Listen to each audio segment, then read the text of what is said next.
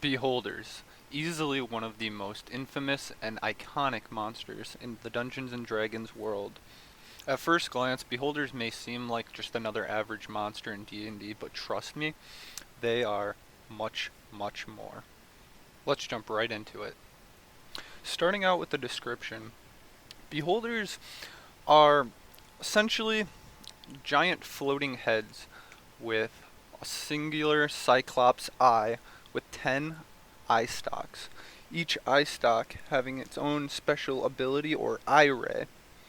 These eye rays, along with the eye stalks, the beholders tend to have a giant gaping maw for a mouth that they use to bite and eat their victims.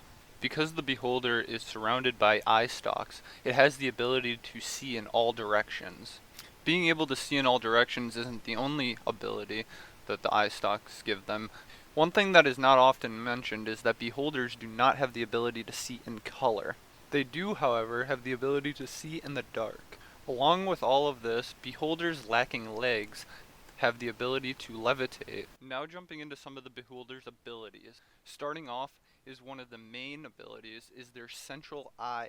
It has a anti-magic effect that goes out to a 150-foot cone. Among some of the most basic of these attacks was their deadly ability to project magical powers from their eyes in varying forms such as installing fear within, charming, knocking out, petrifying, disintegrating, slowing, or killing their enemies. When either of those options don't work out, there's always a fallback plan with using a bite attack. Now moving on to the society and culture of beholders. Beholders were often found occupying deep underground caverns. Frequently, these lairs were carved out by beholders themselves, using their eye rays to mold the environment for their purpose. Often, these lairs were built vertically rather than horizontally like most buildings, with beholder architecture frequently exhibiting a large number of vertical shafts which beholders and other flying creatures could use with ease, while walking creatures found their navigation hindered. Beholders worship Xermund, sorry if I butchered that, as well as the Great Mother. Now moving on to the physiology of the beholders. They are xenophobic and vicious creatures. Beholders were quick to attack enemies, including anyone they deemed not like themselves. Beholders, as a rule, were violent and greedy, hungering for both wealth and power over others. This was made all the more complacent, since more than one variety of beholder exists, each believing itself to be the pinnacle of bodily perfection, and they viewed other beholders who differed from this image in even the most minute details as loathsome enemies and inferiors. Beholders' minds were divided into separate entities. Each of these entities thought and acted on its own according, even though it was bound to the same body as the other half of its mind. Neither half of the beholder's mind trusted the other, so they hid a lot from each other, creating a very paranoid relationship. Sane beholders were beholders whose minds were not divided, so to speak. They were still two entities within the beholder, but neither hid anything from the other, making a less paranoid beholder. However, the persona of a sane beholder was just as likely to be considered insane by any non beholder. Because there were two entities within a single beholder, the beholder should always be addressed by its full name when in conversation with them, or they would perceive it as speaking to one of the entities. Now let's talk about some of the sub-races of beholders. In spite of their hatred of diversity, or perhaps because of it, beholders came in a variety of forms, some of which include a blood-kiss beholder, an undead beholder that sucked its prey dry of blood with its eye tentacles, a death tyrant. Death tyrants were undead beholders akin to zombies. Elder orbs.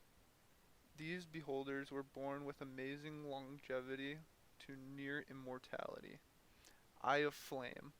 An unusually docile form of beholder whose membership, while still malevolent, were willing to serve beneath more powerful beholders. Eye of Frost, a cruel beholder who lives in solitude, often an icy area. Hive Mother, also known as Ultimate Tyrant, an enormously powerful variety of beholder with the capability to stun nearby enemies as well as a greater range of eye ray abilities. Hive mothers had the ability to magically dominate other beholders. And I can go into talking more about the different subtypes of beholders in another video. Moving on to one of the final things I'd like to talk about is beholderkin. A vast number of beholderkin existed. Not true beholders, these creatures did not share the race xenophobia, although were most still quite evil and cruel in nature. Some of these included the Death Kiss. This creature's eye stalks were replaced with blood-draining tentacles. A director, Beholder's Hive shock troopers, Eye of the Deep, an aquatic subspecies of beholder. Its most notably physical change was its two large clawed arms. A goth, a subspecies of beholder from the same plane as spectators, which fed on magic and magic objects. Gazers, also known as eyeball, a tiny beholder with four eye stalks. A gouger, ruthless carnivores that hunted beholders. Observers, an observer was one of the most socially adept of the beholder family. Overseer, an overseer resembles a large fleshy tree with mouths on its trunk and eyes on its branches. And finally, a spectator. A spectator was an extraplanar beholderkin with four eye stalks. And I can go into more detail on any of these in another video. And well, that's basically beholders. And as always, if you liked the video, leave a like. If you didn't like a video, leave a comment telling me how I should improve. And also leave requests for any other monsters you'd like me to cover in a later video. Well, thank you and have a great day.